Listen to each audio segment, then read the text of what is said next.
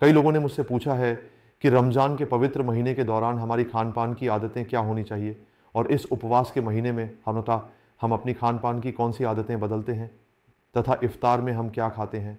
कुछ लोग सहरी इफ्तार के बाद रात में खाना भी खाते हैं। तरावीह की नमाज 1 बजे है। ऐसे मुद्दे हैं जैसे कि पूरे दिन कुछ ना खाने के बाद कितना पानी पीना चाहिए, कितना खाना खाना चाहिए, और हमारे भोजन की आपूर्ति में क्या चीज़ें शामिल की जानी चाहिए या किस तरह का भोजन शामिल किया जाना चाहिए। शरीर को स्वस्थ कैसे रखा जा सकता है, या फिर इस रोज़े के दौरान पूरे दिन न खाने की वजह से शरीर में पहले से मौजूद बीमारियां कौन कौन सी थोड़ी बढ़ सकती हैं बारियाकोड़ा के, या रोज़े के खान पान की आदतों में बदलाव के कारण कौन कौन सी शारीरिक समस्याएं हो सकती हैं। इन सब सवालों का हमें अक्सर सामना करना पड़ता है। जो लोग मेडिसिन और स्पेशलिस्ट हैं वे भी इन सवालों से दो चार होते हैं। तो आज मैं इसी विषय में थोड़ी जागरूकता फैलाने के उद्देश्य से आप सबके सामने आया हूँ। उम्मीद करता हूँ कि आने वाले कुछ समय तक आप मेरे साथ रहेंगे। तो सबसे पहले आइए जानते हैं कि रमज़ान में हमारा खाना कैसा होना चाहिए। देखिए, असल में जो खाना हम खाते हैं वह रमज़ान के महीने में भी वही होता है। सुबह नाश्ता करते हैं, दोपहर में खाना खाते हैं, रात का खाना खाते हैं। हमारे खाने का देश की परंपरा और संस्कृति से गहरा संबंध है।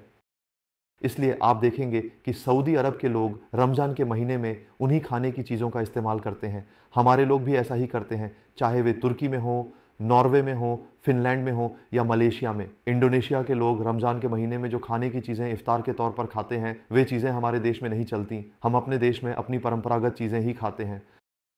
दैनिक जीवन में जो खाने की चीज़ें हम सामान्य तौर पर खाते हैं, अब उन्हीं में से कुछ चीज़ें चुनकर जो परंपरागत रूप से हमारे देश में इफ्तार के तौर पर या उस रूप में चली आ रही हैं, हम उन्हें खाने में इस्तेमाल करते हैं। साथ लेकिन हाल के दिनों में शायद मीडिया के व्यापक प्रचार के कारण या जनसंख्या वृद्धि के कारण, चूंकि हमारा देश विकास की राह पर आगे बढ़ रहा है, हमारे खाने की आदतों में खासकर इफ्तार के मामले में काफ़ी बदलाव आया है। मैं हूं डॉ शमसुल कबीर बाबू। अगर आज मैं इस कार्यक्रम के माध्यम से आपको इफ्तार की सामग्री के बारे में कोई एक निश्चित प्रिस्क्रिप्शन दूं या इस बारे में कोई एक प्रिस्क्रिप्शन दिया जाए तो बांग्लादेश के लोगों के लिए उसे मानना संभव नहीं होगा। परंपरा के अनुसार हमारे इफ्तार में चना रहेगा, हमारे इफ्तार में हलीम रहेगा, बेगुनी रहेगी, प्याजू भी रहेगा। इसके अलावा पुराने ढाका के इफ्तार के जो आइटम हैं, जिन्हें हम आजकल टीवी और विभिन्न सैटेलाइट चैनलों की वजह से जान रहे हैं, पहले हम इतना कुछ नहीं जानते थे। यह बड़ो बापेर पोलाए खाए, सूती कबाब, गुड़ा कबाब और न जाने कितने तरह के खाने हैं। ये सब परंपरागत रूप से इस क्षेत्र के मुसलमानों द्वारा इफ्तार की सामग्री का उपयोग करते हैं। वॉशिंग। अब समस्या ये है कि पूरे दिन रोज़ा रखने के बाद ये खाद्य पदार्थ खाना कितना स्वास्थ्यकर है, और रोज़ा हमें त्याग और सहनशीलता की शिक्षा भी देता है। हम पूरे दिन रोज़ा रखने के बाद, नमाज पढ़ने के बाद, इबादत करने के बाद जब शाम को इफ्तार करने बैठते हैं, तब कहीं ना कहीं वह शिक्षा हमसे खो जाती है। हमारा पेट भर जाता है, पेट पूरी तरह भर जाता है, लेकिन मन संतुष्ट नहीं होता। हमारे दिल के भीतर जो आत्मा है उसकी कहीं ना कहीं कोई कमी रह जाती है। हम अक्सर ज़रूरत से ज़्यादा खा लेते हैं। मान लीजिए अगर मैं आपसे कहूं कि आप खीरा दे और जलेबी को एक साथ मिलाकर सलाद बनाकर खाएं, आप कहेंगे कि इसका दिमाग खराब हो गया है। क्या इसे कभी किसी भी तरह से खाया जा सकता है? लेकिन हम सिखाते हैं कि हमारे पेट में खीरा जाता है, हमारे पेट में जलेबी जाती है, और बड़े लोग भी इसे खाते हैं। इस तरह की अजीब चीज़ें भी पेट में चली जाती हैं। फिर किसी और समय अलग अलग तरह के मांस के आइटम, पराठा वगैरह भी खाते हैं, जिससे हमारा पेट तो भर जाता है। लेकिन क्या ऐसा करना चाहिए? जब हम सामान्य समय में खाना खाते हैं तब हम अक्सर संतुलित मात्रा में ही खाते हैं। और जहां महान सृष्टिकर्ता ने हमें कहा है कि रमज़ान के महीने में तुम्हारी आंखों, मन, विचारों और हर व्यवहार में संयम और एकता का भाव लाना चाहिए, हम बाकी मामलों में तो संयम बरतने की कोशिश करते हैं, लेकिन खाने पीने या खान पान की आदतों में असंयमित हो जाते हैं। तो फिर रमज़ान के महीने में इफ्तार के समय क्या खाना चाहिए? जैसा कि मैंने पहले ही कहा है, हमारे देश की परंपरा में रमज़ान के महीने में इफ्तार के समय शरबत, चना, मुरमुरा, खीरा आदि खाए जाते हैं। प्याजू, बेगुनी जैसी ये आइटम्स भी होती हैं। इन्हें हम ज़रूर खाते हैं क्योंकि हम तो साल भर इन्हें नहीं खाते। और पवित्र रमज़ान के महीने में जब हम महान अल्लाह के सामने जाते हैं तो ये नेमत या तोहफ़ा हम उत्सव के साथ मनाएंगे, यह तो स्वाभाविक है। लेकिन इस उत्सव को मनाते हुए, इस पवित्र रमज़ान के महीने को मनाते हुए, हमें इसकी गंभीरता या गरिमा को कहीं खो नहीं देना चाहिए। हमारे व्यवहार और खान पान में संतुलन और संयम बना रहे, इसका हमें ध्यान रखना होगा कि लेकिन आप चाहे जो भी खाना खाएं, अगर मैं पूरे खाने को 100% के हिसाब से गिनूं तो अब गर्मियों में हमारे देश में रोज़ा हो रहा है और बहुत सारे मौसमी फलों का आगमन हो चुका है। लेकिन फिर भी बाज़ार में कुछ फल पहले ही ख़त्म हो गए हैं। इसके अलावा बाज़ार में सेब मिलते हैं, खजूर मिलते हैं और भी कई तरह के फल अब उपलब्ध हैं। तो आप चाहें तो फलों से भी अपना इफ्तार पूरा कर सकते हैं।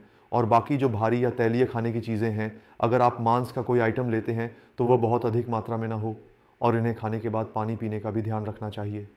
पूरा दिन भर भूखे रहने के बाद जब गर्मियों में रोज़ा रखा जाता है तो हमें बहुत तेज़ प्यास लगती है। ऐसे में बहुत से लोग क्या करते हैं कि एक ही बार में बहुत सारा पानी पी लेते हैं, तो वे एक साथ बहुत ज़्यादा पानी पी लेते हैं। इसके बाद खाने के लिए कुछ जगह नहीं बचती। जब पेट पानी से फूल कर भर जाता है, तब जब आप इफ्तार के आइटम खाने जाएंगे तो खाना और पानी मिलकर एक अजीब सी स्थिति बना देंगे। ऐसे में खाना आसानी से हजम नहीं होगा और इसमें समय लगेगा। इसीलिए किया जा सकता है कि अगर आपको बहुत प्यास लगी हो तो आप इफ्तार को थोड़ा सा खजूर या थोड़े से कच्चे चने से खोलें, फिर पानी पिएं, नमाज पढ़ें, कुछ समय इंतज़ार करें, फिर आप भोजन ग्रहण करें। हाँ, या फिर आप ये कर सकते हैं कि इफ्तार के समय इफ्तार करने के बाद नमाज पढ़ लें, फिर कुछ देर आराम करके आधा घंटा से 40 मिनट बाद पानी पीना शुरू करें। इसके बाद एक और बात है, अगर आप बिना तहज्जुद या रात की इबादत करते हैं तो उसमें लंबा समय लगता है। तो मुझे लगता है कि रमज़ान के महीने में इफ्तार के तुरंत बाद बहुत ज़्यादा पानी नहीं पीना चाहिए। पर्याप्त मात्रा में पानी पिएं। इसके बाद अपनी नमाज या अन्य कार्य पूरे करने के बाद सोने से पहले आप थोड़ा थोड़ा करके पानी पिएं। रात का डिनर क्या खाएं या ना खाएं, इसको लेकर बहुत लोग सवाल करते हैं। देखिए, नॉर्वे, फिनलैंड, स्वीडन जैसे देशों में लेकिन अब भी गर्मियों में लोग लगभग 20 से 22 घंटे का रोज़ा रखते हैं। उनका रोज़ा ख़त्म होते ही सहरी का समय आ जाता है, तो वे रात का डिनर करते हैं। जब हम सुबह 7 बजे नाश्ता करते हैं तो दोपहर का लंच आमतौर पर दोपहर 2-12 बजे करते हैं। इस बीच में हम आमतौर पर कोई भारी खाना नहीं खाते। अगर भूख लगती है तो बिस्किट खाते हैं या केक खाते हैं या कोई और हल्का आइटम खाते हैं। तो वह व्यक्ति जिसने शाम को 6:45 या 6:50 बजे अपना इफ्तार शुरू किया, धीरे धीरे इफ्तार किया, सब कुछ करने के बाद जब उसका इफ्तार ख़त्म हुआ तब तक 7:30 वाला बज जाएंगे, यानी 7:30 बजे इफ्तार ख़त्म हुआ। इसके बाद ही आपका वह समय शुरू हो रहा है 7:30 बजे से 2:30 बजे तक, यानी 7 घंटे का अंतर। इस दौरान आप अपने विवेक से वैज्ञानिक रूप से खुद से सवाल करें कि क्या आपको रात में भारी खाना खाना चाहिए या नहीं। अगर नॉर्वे का कोई मुस्लिम, कोई बंगाली मुस्लिम इसे इफ्तार के बाद डिनर किए बिना थोड़े समय प्री ही सहरी कर सकता है, तो आप क्यों डिनर करेंगे? अगर आपको लगता है कि डिनर न करने से आपके शरीर में कोई समस्या हो जाएगी या आपके खून में किसी चीज़ की मात्रा कम हो जाएगी, तो रात 10 बजे के बाद हल्का सा जैसे एक रोटी खा सकते हैं, लेकिन बिल्कुल भी चावल ना खाएं। डायबिटीज़ के मरीज़, अन्य बीमारियों से पीड़ित लोग, दिल के मरीज़, गर्भवती महिलाएं या जिन्हें पेप्टिक अल्सर है, वे खा सकते हैं। लेकिन यह ध्यान रखें कि खाना कभी भी सिर्फ आँखों के लिए या मन की लालसा के लिए ना हो।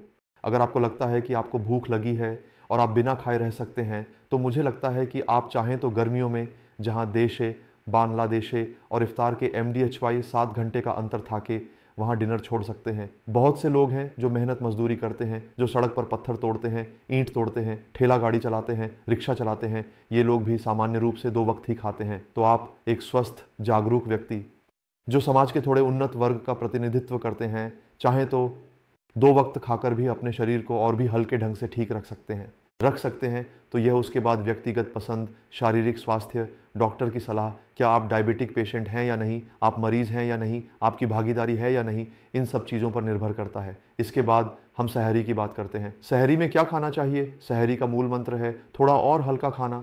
नींद से उठने के बाद सुबह सुबह उस समय बहुत लोगों का खाने का मन नहीं करता। फिर आपको पूरा दिन बिना पानी के रहना है, तो कितना पानी पिएंगे ये भी महत्वपूर्ण है। तो मैं हमेशा मानता हूँ कि हल्का कुछ खाना चाहिए। वो चावल हो सकता है, रोटी हो सकती है। मैंने देखा है बहुत लोग सहरी में, मैंने टीवी पर देखा है या हाल ही में फेसबुक की वजह से देखता हूँ कि सहरी बुफे, विभिन्न नामी गिरामी रेस्टोरेंट्स में जाकर लोग भारी और तैलीय भोजन खा रहे हैं। लेकिन मुझे यह कभी भी स्वास्थ्यवर्धक नहीं लगता। ये जो खाने की चीज़ें हम खाते हैं उनमें से अधिकांश आइटम्स मांसाहारी होते हैं, जिनमें मुख्य रूप से मांस या सोयाबीन का इस्तेमाल किया जाता है। चाहे बिरयानी हो, पुलाव हो या मुसल्लम हो, रोज़ हो या बुफे आइटम्स, विभिन्न नामी गिरामी रेस्टोरेंट्स के ये आइटम्स इसी तरह के होते हैं। लोगों को ये परोसा जाता है, ये सभी अत्यधिक प्रोटीन युक्त होते हैं। ऐसे उच्च प्रोटीन वाले भोजन को पचाने के लिए शरीर को बहुत अधिक पानी की आवश्यकता होती है, क्योंकि जब प्रोटीन शरीर में जाता है तो वह गर्मी पैदा करता है और इस गर्मी को नियंत्रित करने के लिए पानी चाहिए। लेकिन आप पूरे दिन ज़्यादा पानी पीने का मौका नहीं पाते। जो थोड़ा बहुत पानी आप पीते हैं वह भी खाने के तुरंत बाद ही पीते हैं। इसलिए आपकी पानी पीने की प्रक्रिया सुबह फजर की नमाज से पहले ही रुक जाती है। बस ध्यान रखना चाहिए कि फेसबुक पर चेक इन करने के लिए सबके साथ सहरी करने का 1 बजे का मतलब सौभाग्य नहीं है। इस मौके का फ़ायदा उठाने के लिए आप 5 सितारा होटल या किसी नामी गिरामी होटल में चले गए, वहां जाकर भारी भरकम खाना खाकर बीमार पड़ गए। अगले 7 दिनों तक बीमार रहने के कारण आपके लिए इस पवित्र रमज़ान में जो कुछ किया जाना था वह नहीं हो पाएगा। लेकिन ममता की ओर से हमारे लिए एक तोहफ़ा, एक गिफ्ट, सबका यही कर्तव्य है कि जुड़ाव के साथ, त्याग और तपस्या के साथ और अपने व्यवहार के माध्यम से अपने खाने पीने में संयम रखकर इस जुड़ाव को निभाएं। अगर आप बीमार हो गए तो यह कर नहीं पाएंगे, इसलिए आपको ज़रूर हल्का खाना खाना चाहिए। अगर हम पूरे दिन पानी नहीं पीते हैं तो शरीर में पानी की कमी हो जाएगी, इसलिए उस समय बहुत ज़्यादा पानी एक साथ पीना भी ठीक नहीं है। ध्यान रखें कि अगर आपने उस समय एक बार में सारा पानी पी लिया तो 2 घंटे के भीतर ही वह पेशाब के रूप में बाहर निकल जाएगा, मोटो। इसीलिए पानी पीने का मामला पूरे दिन के हिसाब से होना चाहिए, पावनो किपो। इसी वजह से इफ्तार के बाद 1-1 घंटे के अंतराल में थोड़ा थोड़ा पानी पीना चाहिए सोने तक, और फिर सहरी से ठीक पहले भी थोड़ा थोड़ा पानी पीकर कुछ समय रुकना चाहिए। हटा फिर जितना समय आपके पास है, आप चाहें तो थोड़ा पहले भी पानी पी सकते हैं। इसी कारण से इस बारे में ध्यान देना ज़रूरी है। मेरा कहना है, इफ्तार के बारे में पहले ही बता चुका हूँ कि हमें भारी और तैलीय भोजन से बचना चाहिए। अब रमज़ान के महीने में कौन कौन सी बीमारियां हमारे शरीर में पहले से मौजूद होती हैं जो इस समय अधिक बढ़ जाती हैं, या जिनके लक्षण उभर कर सामने आते हैं, या फिर खाने की आदतों में बदलाव के कारण कौन कौन सी शारीरिक समस्याएं ज़्यादा देखने को मिलती हैं। अक्सर ऐसा होता है कि रोज़े के समय अचानक शाम को इफ्तार में ज़्यादा खाना खा लेने के कारण या मांसाहारी और तैलीय भोजन के सेवन के कारण ये समस्याएं बढ़ जाती हैं। ज़्यादा खाना खाने के कारण हमारा पेट फूल जाता है। भोजन को पचाने के लिए पेट में बहुत अधिक मात्रा में पाचक रस और हाइड्रोक्लोरिक एसिड स्रावित होता है। इसके बाद प्यास लगने के कारण हम एक साथ बहुत सारा पानी पी लेते हैं, तो देखा जाता है कि इफ्तार के तुरंत बाद ही हमारा खाना और उसे पचाने के लिए जो पाचक रस है वह भोजन नली या ईसोफेगस के रास्ते ऊपर की ओर आने लगता है। इस समस्या को हम रिफ्लक्स जस्टिस या रिफ्लक्स कहते हैं, लेकिन इस स्थिति में छाती में एक तरह का दबाव या भारीपन महसूस होता है। छाती भारी भारी लगती है, छाती में तेज जलन और जलन जैसा महसूस होता है। ऐसा लगता है जैसे कोई तीखी मसालेदार गैस गले से ऊपर की ओर आ रही है। इसलिए मुझे लगता है कि इफ्तार के समय जब हम खाना खाएं तो इफ्तार के तुरंत बाद बहुत ज़्यादा पानी न पिएं। और जो लोग इस तरह के सिंड्रोम से पीड़ित हैं, खासकर जिनकी आदतें बहुत ख़राब हैं या जो पहले से ही रिफ्लक्स की समस्या से जूझ रहे हैं, उनके लिए ये समस्या और भी आसानी से हो सकती है। ऐसे लोगों को चाहिए कि जब वे रोज़ा खोलें तो पानी के साथ ही कुछ और न लें, हिरन टैबलेट ले लें। इससे शायद आपके ये लक्षण कुछ कम हो जाएंगे। इसके बाद आते हैं उन लोगों पर जिनके पेट में अल्सर है। हम सभी जानते हैं कि आमतौर पर गैस की समस्या पेट में होती है और कुछ लोगों के पेट में छोटे छोटे अल्सर भी होते हैं। ऐसे लोगों को लंबे समय तक दवा लेनी पड़ती है। दवा लेने से वे ठीक रहते हैं, लेकिन दवा बंद करते ही समस्या फिर से शुरू हो जाती है, तो ऐसे में वे रोज़ा नहीं रख सकते। देखिए, रोज़ा तो हमारे महान सृष्टिकर्ता का आदेश है। मैं एक डॉक्टर के तौर पर कभी भी किसी मरीज से यह नहीं कह सकता कि आप रोज़ा न रखें, बल्कि आपको रोज़ा रखने की कोशिश ज़रूर करनी चाहिए दवा लेने के माध्यम से। तो आप जो कर सकते हैं वह यह है कि रमज़ान के महीने में जब आप खाना खाएंगे उसी समय अपनी दवा साथ रखें और उसे खा लें, और इस तरह दवा लेना पूरा करें, कोठो। इसके बाद जब आप रोज़ा खोल रहे हैं यानी इफ्तार शुरू कर रहे हैं पानी या शरबत से, उस समय आप थोड़ा रुकें, नमाज़ पढ़ें, फिर उसके बाद ही खाना शुरू करें। इस दौरान आपकी दवा को असर करने का मौका मिल जाता है। हालांकि देखा गया है कि कभी कभी लंबे समय तक खाली पेट रहने के कारण, और फिर जब हम खाली पेट के बाद भारी खाना खाते हैं, अत्यधिक तैलीय खाना, बहुत ज़्यादा प्रोटीन या भारी भोजन जब हम एक साथ खा लेते हैं, तो हमारी टीम के अनुसार उस समय ये लक्षण और भी बढ़ सकते हैं। इसी वजह से उम्र के हिसाब से आपको किस तरह खाना चाहिए, कौन से खाद्य पदार्थ आपके शरीर के लिए हानिकारक हो सकते हैं, ये डॉक्टर से सुनकर ही आपको निर्णय लेना चाहिए। देखिए, मैं एक डॉक्टर या एक आम इंसान के तौर पर यह नहीं कह सकता कि कोई ख़ास खाना नुकसान पहुंचाने के लिए बनाया गया है, जैसे कि छोला, बूट, बेगुनी, प्याज और अन्य चीज़ें जो हमारे देश में आमतौर पर इस्तेमाल होती हैं। हमारे भोजन सूची में जो चीज़ें शामिल हैं, जैसे इफ्तार के समय खाए जाने वाले व्यंजन या मिठाइयाँ, ये सब हमारी जीवन शैली का हिस्सा बन गई हैं। वे सभी खाद्य पदार्थ वास्तव में सृष्टिकर्ता के आदेश से ही हमारे लिए नियामक के रूप में आए हैं। क्या कहूँ, दिखने में भद्दा कोरोना भी किसी से बेहतर नहीं है। कांकरोला, स्पाइनी गोर्ड हमारे भोजन सूची में है, लेकिन धतूरा का फल हमारे भोजन में शामिल नहीं है। तो कौन सा खाना क्या है, ये गैस बढ़ाने वाला खाना है, ये उल्टी कराने वाला खाना है, ये अल्सर का खाना है, इसे खाने से गैस बढ़ती है, इसे खाने से अल्सर बढ़ता है, इस तरह से वर्गीकृत नहीं किया जा सकता। हर वह खाना जो हमारे भोजन सूची में शामिल है वह निश्चित रूप से सृष्टिकर्ता के नियम के अनुसार है। इसलिए अगर आप किसी खाने को ज़रूरत से ज़्यादा खा लें तो फिर आपको समस्या होगी। एक स्वस्थ व्यक्ति निश्चित रूप से गोमांस खा सकता है, लेकिन क्या एक स्वस्थ व्यक्ति अपनी भोजन सूची में 10 लोगों की टीम रखेगा? क्या एक स्वस्थ व्यक्ति रोज़ा खोलने के समय रोज़ाना कबाब और पराठा रखेगा? ये सारी बातें हमें अपनी अंतरात्मा में लानी होंगी। हम सब कुछ जानते हैं, लेकिन हम सब कुछ नहीं जानते। जो महिलाएं गर्भवती हैं या गर्भावस्था में हैं, क्या वे रोज़ा रख सकती हैं या नहीं? ये एक कठिन सवाल है।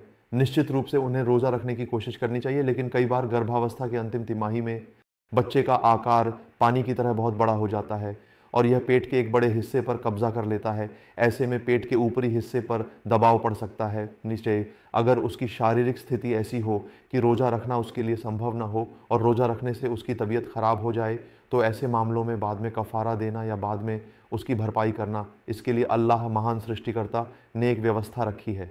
हमारे धर्म में यह है कि आप बाद में किसी और तरीके से जो आपका छूटा हुआ काम है उसे पूरा कर सकते हैं।